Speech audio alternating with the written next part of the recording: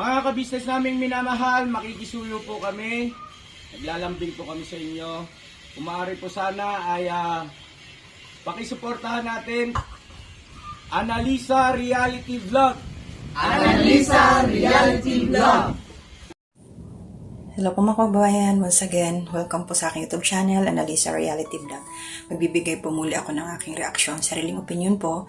Ito yung mga nakaraang araw na nangyari dito po sa pinuntahan nila ka-business, yung sabihin natin na scout po ni Kuya Buknoy official, yung kaibigan po niya na kanilang pinuntahan. Pero bago yon ay gusto ko magpasalamat sa patuloy na suporta ninyo. Alam ko maraming mga bagong pasok, yung mga nag-subscribe po sa aking YouTube channel. Maraming salamat sa inyo at welcome po. At yung nakita ko pong nagla-like at saka yung mga silent viewers po na nagko-comment sa aking mga ginagawang reaction. Maraming salamat po sa inyo. At shoutout po sa aking mga kasamahang reactors dito kay Anime Reactors TV. At si Kabisnes Taong Gala, Kabayan Almenda Mix Vlog, si Ma'am Flir's Channel, si Katangay PLC, and sino ba? May nakalimutan pa ba ako? Kalingap Turak. Yun po, suportahan po natin sila. At ganoon na rin po, bago ko rin makalimutan, baka mamaya ganahan na po ako sa pagbibigay ko ng aking reaction, ay suportahan po natin ang Ka-Business Official kasi dito po ako kumukuha ng aking mga binibigyan ng reaction po sa YouTube channel po ni Ka-Business, and ganun na rin po kay Papa Dins TV, yung sa anak po niya, at saka sa Ka-Business Family Channel nila. At isama na rin natin suportahan si Young Russell. Yun, at shoutout po sa iyo, Ate Marilyn, ingat po. Yun lang. And sa lahat po ng laging nariyan nakasuporta sa akin, maraming salamat po. At ito na nga ho, meron tinulungan ito sila Pinuno dahil inilapit ito ni Kuya Buknoy na kanyang kababayan. At may sakit po. Sa katawan niya may sakit po itong si Kabayan, o sabihin na natin si Kuya Miguel. At ang asawa niya ay si Ate Maylin. At napuntahan niya ito doon nila ka-business kasi naikwento nga daw ni Kuya Buknoy na may problema ang pamilyang to, mag-asawa. Dahil ito si Kuya Miguel ay mayroong nararamdaman sa katawan. So, nagulat nga po ito nung pumunta na dumating sila ka-business doon. Nagtanong pa siya kung ano yung sadya. So, yun.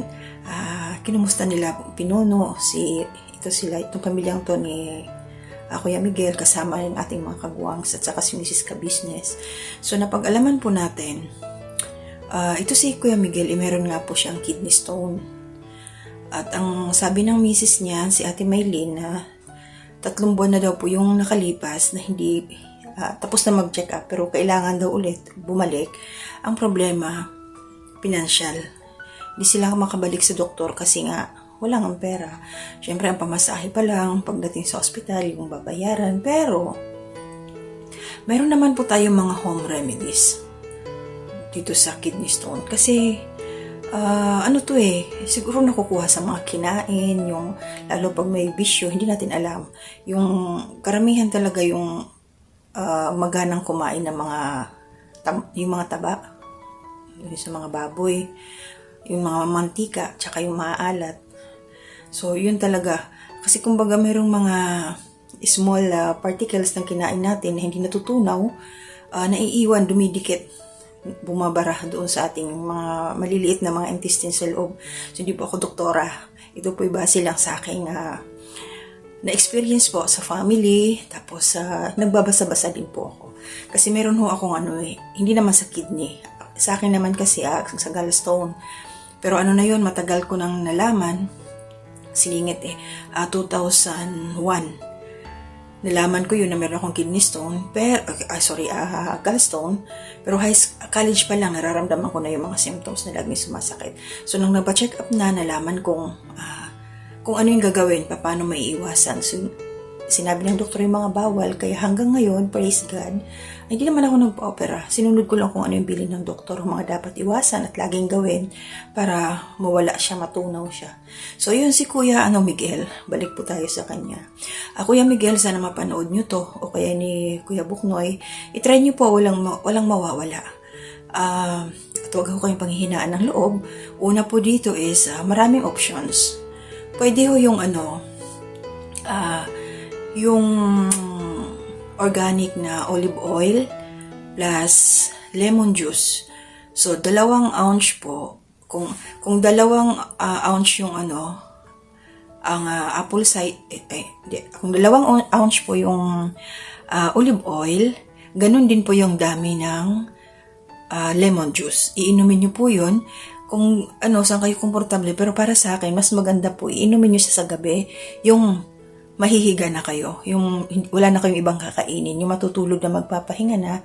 Tapos kung saan banda yung meron kayong kidney stone, doon po kayo tumagilid para yung ininom ninyo na olive oil, na mixture ng olive oil at saka yung lemon, makaka-focus siya doon.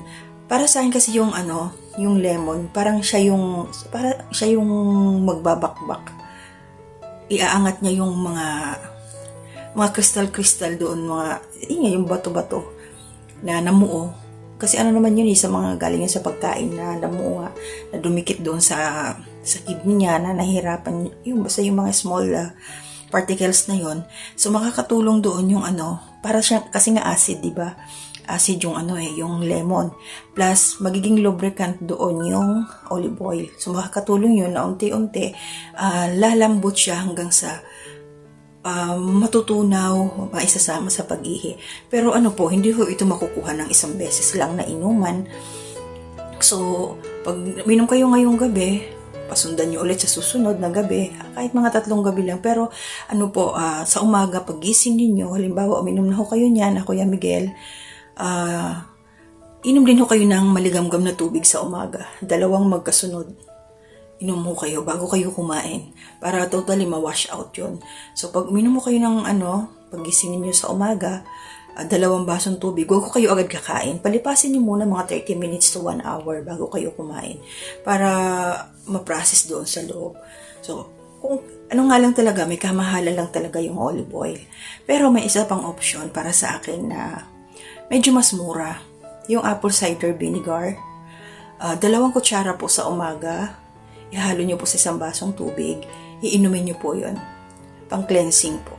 Makakatulong din po yun para lumambot yung mga kidney stones nandoon na nakadikit sa yung kidney. Para matanggal yung mga crystal na mga asin-asin na dyan na mo. Kasi yun pansin nyo yung pawis, yung iba kasi minsan may yung pinapawisan sila na maalat-alat. Maganda yung kasi lumalabas. Kasi kung hindi lalabas yun, doon yung sa loob ng katawan. Diba? So, nasa mga kinakain natin yan. So, ganun po Kuya Miguel. So, pag namahalan, mahal talaga ang olive oil, at lalo na yung lemon, yung kulay yellow, mahal talaga siya. Doon na lang muna kayo sa apple cider vinegar na organic. Kada umaga ho, i-maintain nyo yun. Kada umaga, 2 kutsara, mix sa 1 basong tubig, din straight nyo pong inumin. Then, pahinga muna, wag muna kayong kakain, mga after an hour din, saka na kayo mag-breakfast. Then, pagdating po ng lunch, pwede rin ho kayong uminom bago kayo kumain. Ganon din po yun. Wala hong masama doon kasi yung apple cider vinegar is organic naman po yun. At saka walang chemical na halo. So, try nyo po, walang mawawala. Basta kada bawat kain ninyo, 3 times a day, before, iinom na muna kayo ng 2 kutsarang apple cider plus water. Then, relax muna, 30 minutes to 1 hour, then kain na kayo. At drink more water lang po, kuya. Drink more water, warm water po talaga. Tsaka wag ko kayong iinom ng mga soda, tapos mag-more po kayo ng vegetables like yung broccoli, cauliflower, kale, yun po. Iwas po kayo sa yung mga saturated fats na mga sinasabi, yung mga butter, lard, iwas po kayo doon kasi isa yun na namumuo din doon sa loob ng tiyan. Hindi yan katulad po ng olive oil na hindi siya kumbaga sa Bisaya sa waray nagbabagtik, hindi siya nagsusolid yung olive oil doon sa loob. So kaya nga yung iba nga iniinom nila ng straight 1 kutsara pure olive oil, iniinom. Kahit po ako, minom ako ng olive oil, minimix ko rin po ng lemon, para doon sa aking pag nagki-cleansing ako. Kasi minsan hindi talaga maiwasan, makakakain tayo ng medyo todo-todo, bongga-bongga pagkain. Kaya ako, pag nakaramdam ako ng parang sinisikmura na naman ako, yun ang aking iniinom kaagad para naiiwasan. So, nakita ko yun talaga nung first inom ko po. Nung kauna-unahan talaga. Nang malaman ko to kay nung hindi pa nababan si Dr. Farah, siya yung napanood ko. Na in-advise din po niya to kasi siya yung herbalist. Siya po, doon ko sa kanya nakuha yung napanood ko siya na in-advise nga yung lemon at saka yung olive oil. So, unang inom ko talaga noon, mga kababayan, ka-business, ka-papi at kalingap. Kinaumagahan, pagbawas ko, nakita ko talaga may mga namuumuo na kulay yellow-green doon sa aking gold na lumabas nung pag-upo ko sa aking trono. So yun po, nakatulong siya. Tapos ayun, minimaintain ko na. Hindi ko na pinababayaan ang aking sarili.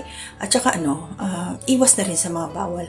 Kaya kayo po Kuya Miguel, wag ho kayong mawawalan ng pag-asa. Maraming options. So, mag-focus po muna kayo sa apple cider vinegar. Yun po ang inumin ninyo. At green tea po. Malaking tulong ang green tea. Tsaa.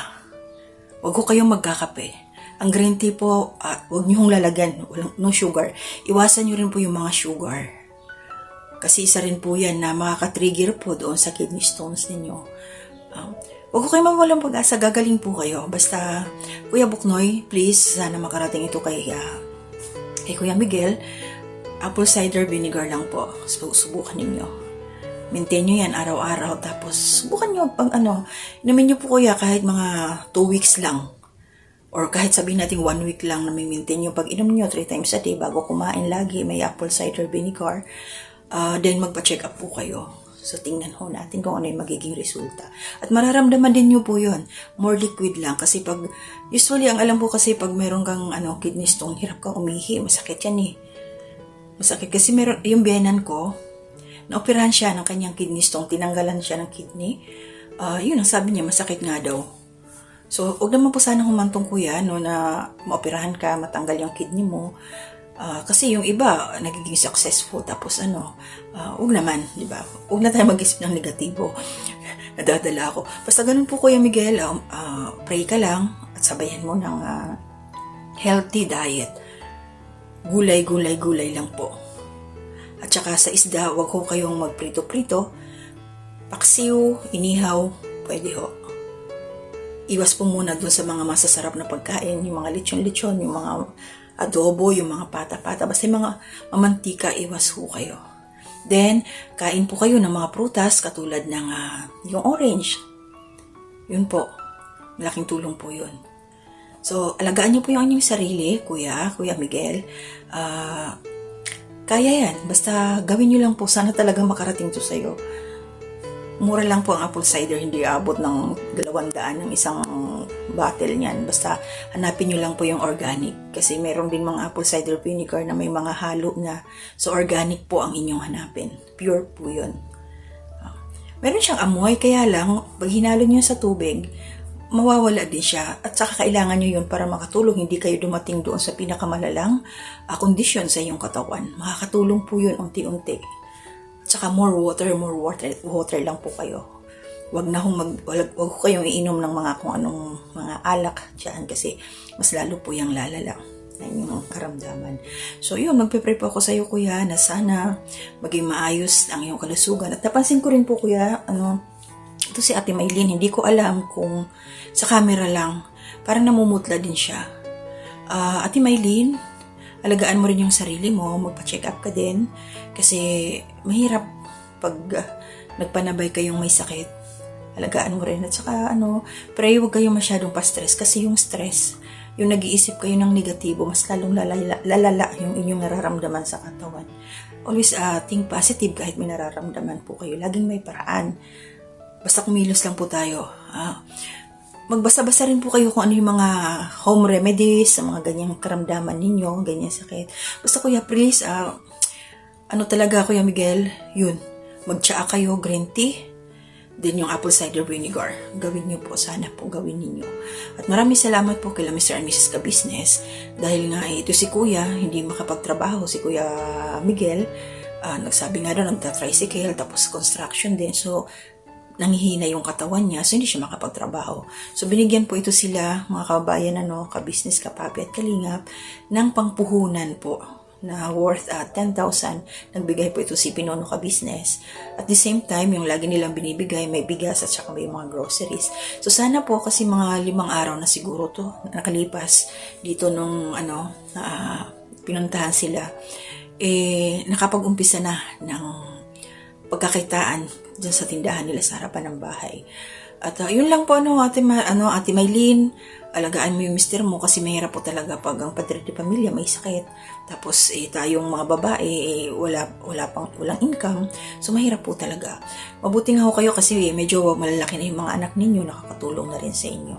So yun lang po, Kuya Buknoy, please, sana alam ko may pinagdadaanan ka rin, pero ginamit ka rin ng ating Panginoon para ito si Kuya Miguel mapuntahan nila ka business at mabigyan ng panimula sa kanilang hanap buhay.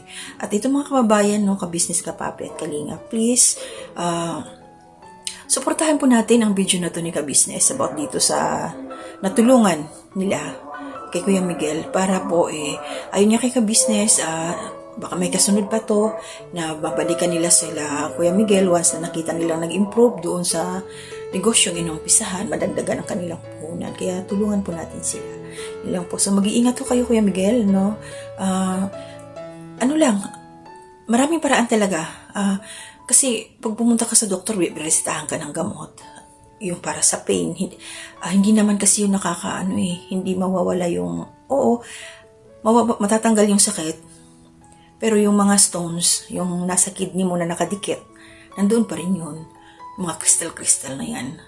So, yun lang po, gawin nyo. Sana, kung saan kayo medyo makagagaan. Pwede rin yung lemon juice lang na gawin yung pinaka-water siya. Yung lemon juice, yun yung pinakatubig din, yung warm. Para unti-unti rin mawawala yung mga doon na mga nakadikit na mga bato-bato sa iyong kidney stones. Kasi may kaibigan din po ako na doon, operahan din siya, nag-transplant. Ayun, kasi meron naman silang kahit papano, panggastos. So, tinanggal yung isang kidney niya, magbuti ka mo ka-match nung asawa niya, wala silang anak. So, nagtag-isa sila ng kidney. Yung kidney ng asawa niyang lalaki, napunta sa kanya yung isa. So, tag-isa na lang sila ng kidney ngayon. Ibang klaseng pagmamahal, di ba? Kaya kuya, sana hindi ko kayo mabot sa ganong sitwasyon na mauoperahan din. Tapos ako din share ko na rin sa inyo yung hipag ko. Late na rin nalaman na mayroon pa lang siyang kidney stones kasi ang alam namin high blood lang siya.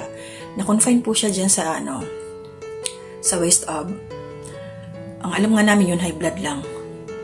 Tapos napag-alaman na nagkaroon siya ng breast cancer. Then komplikasyon na po yung kanyang kidney. Hindi na po siya naka-recover. So sana po kayo, kuya, ay maging malakas po ang loob ninyo. Dahil nandiyan kayo sa bahay ninyo ngayon, mag-home remedies po kayo. Ganun lang po. So ulitin ko po, kuya, ha?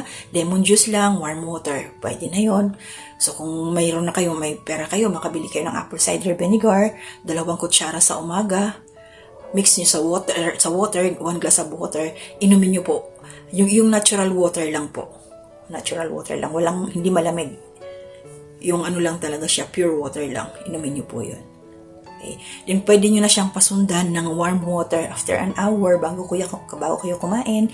Uminom po kayo ulit ng 1 basong tubig na maligamgam na para po totally kung naman yun. Kasi isipin nyo yung acid na nakadikit sabihin natin sa CR. Diba? Pag nilagyan natin ng asido, hindi naman yun agad-agad natatanggal. So, unti-unti siya natatanggal. So, ang magiging acid dyan sa iinumin nyo po ay yung lemon juice. Then, lubricant po yung olive oil. Pero, kung mahal, kasi nga mahal, to the rescue po yung apple cider vinegar at kain po kayo ng mga oranges, mga vitamin C. Yun po. So, maraming salamat. Sana po makarating sa inyo to, Kuya Miguel, no? Mag-iingat po lagi. Ganun din po si Mrs. nyo, si Ate Maylin. Pa-check up din po kayo. Tingnan nyo rin po yung health ninyo kasi sa tingin ko parang na-stress din kayo. Mahirap pong pati kayo bumigay yung katawan. Diba? So, ingat po.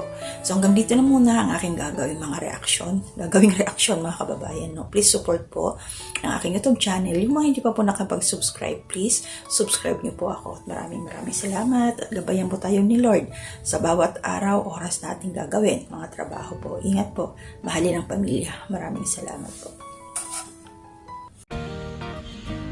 Mga kabisnes naming minamahal, makikisuyo po kami.